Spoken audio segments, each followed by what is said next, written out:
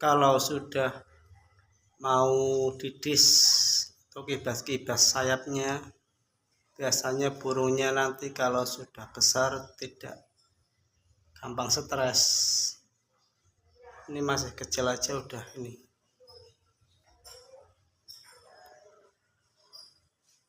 Jangkrik juga doyan.